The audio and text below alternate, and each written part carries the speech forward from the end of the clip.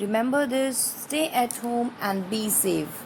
And keep revising all the terms which we are discussing through videos as well as online session. We have already completed our first two chapters, so let's start revising our second chapter one more time for better understanding. In the second chapter, we have discussed that is matter around us pure? So let us understand the terms which we are using in this chapter. Basically, in this chapter, we have learnt that matter is mainly divided into two parts, that is pure as well as impure. So, pure substances, if we talk about, it's a kind of substances which are made up of only one type of particle. For example, all the elements which we are having like sodium, chlorine, oxygen, hydrogen, all these are made up of only one type of particles. That's why it's a kind of pure substance. On the other hand, in impure substances, more than one kind of particles are present. These particles can be an atom or the molecules. Let us understand the difference between the two with the upcoming video.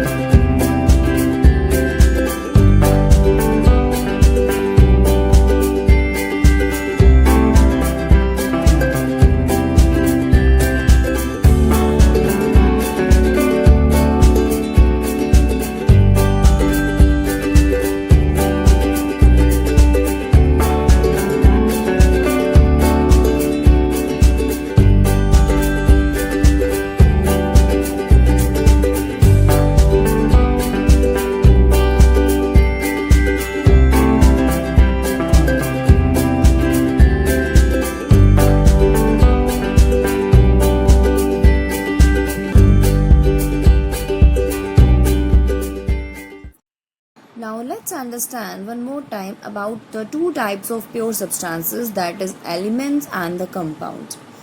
Elements, basically when we discuss about, they are the substances which cannot be split up into two or more simpler substances by chemical methods, or you can say that by applying any heat, light energy or electrical energy.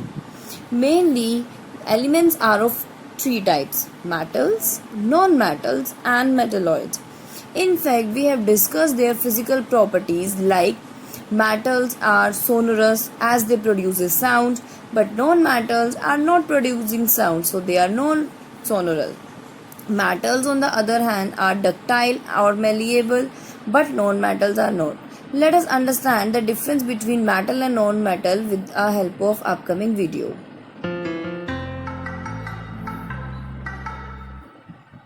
You must have all heard the terms metals and non-metals.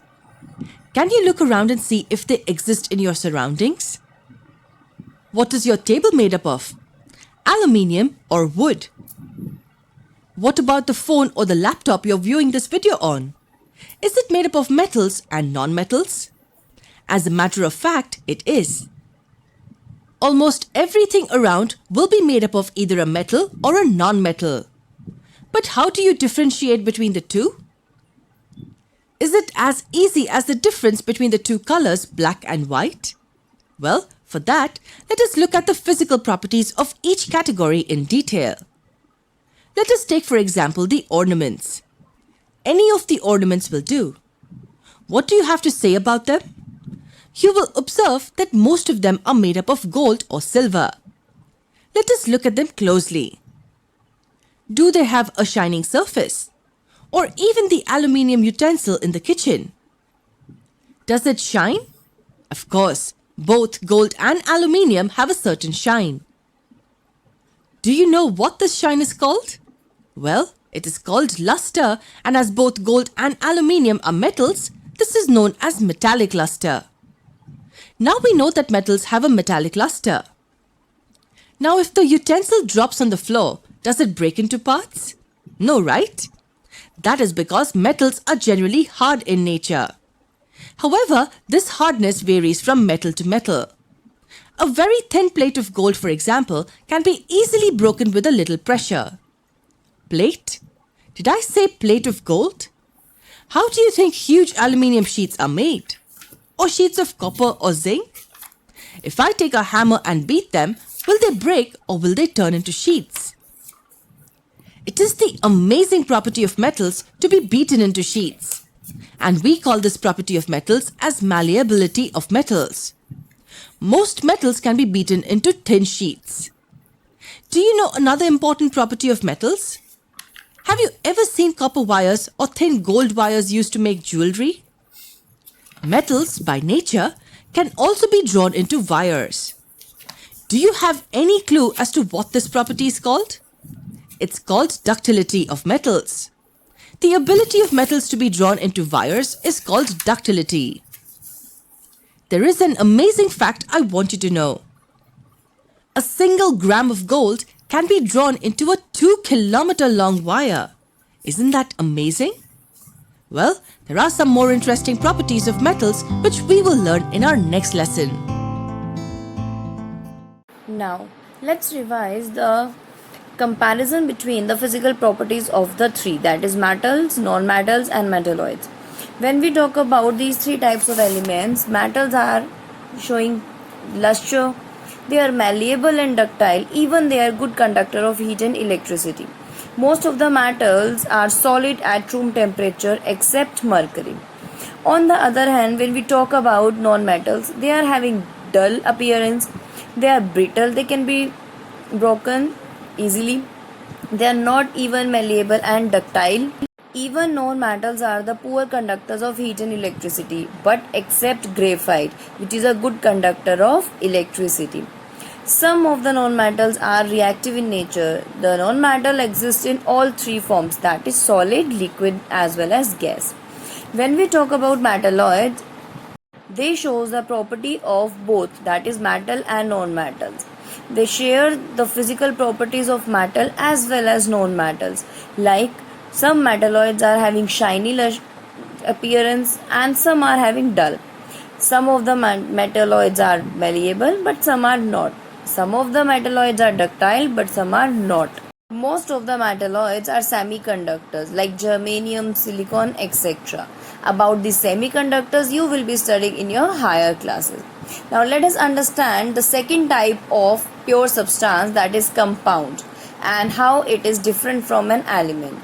Mainly, compound is a substance in which two or more than two elements chemically combine together in the fixed ratio by mass. For example, water. In water, two atoms of hydrogen combines with one atom of oxygen, that is in the fixed ratio. That means the amount of hydrogen and oxygen should be same whatever the way of the formation of water is, that is 1:8. Even we can say that elements are having a unique atomic number, but in compounds different atoms are present. Elements are always represented by a unique symbol, like oxygen represented by O, nitrogen by N, sodium by Na. But compounds are always represented by using a formula. All the compounds are having their own formula, like water having H2O, carbon dioxide is having formula CO2. I hope you have understood all the terms which we have discussed today as well. So for further query, please write down in comment box or during online classes you can ask your queries. Thank you.